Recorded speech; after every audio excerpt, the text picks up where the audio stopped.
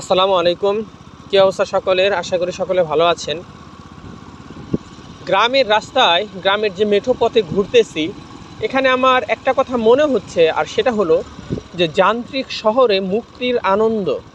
আমরা সাধারণত যারা শহরে থাকি তারা সপ্তাহের 6টি দিন খুবই কর্মব্যস্ততার মাধ্যমে আমাদের সময়গুলো কাটে।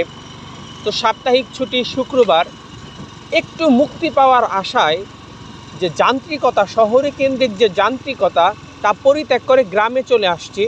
গ্রামের যে এই মেঠোপথ, হয়তো বা এখানে জোরে জোরে আমরা বাইক চালাতে পারতেছি না, কিন্তু এই যে ধীরে ধীরে যে বাইকটা চালাচ্ছি, প্রকৃতির যে শীতল হাওয়া আমাদের শরীরে যে বইছে, আশেপাশে আপনারা দেখতে পারতেছেন যে কত সুন্দর ফসলি জমি, এখানে সবজি চাষ করা হয়। তো এই যে প্রকৃতির যে একটা হাওয়া আমাদের শরীরে যে বইছে, চমৎকার একটা অনুভূতি। এটা আসলে মুখে প্রকাশ করা সম্ভব না। এটা যদি আপনার বুঝতে হয়, আপনার অবশ্যই এখানে আসতে হবে। এখানে না আসলে আপনি বুঝতে পারবেন না যে এখানকার মুগ্ধতা কতটুকু বিস্তৃত। সকলকে ধন্যবাদ। ভিডিওটা ভালো লাগলে শেয়ার করবেন, লাইক কমেন্ট করবেন।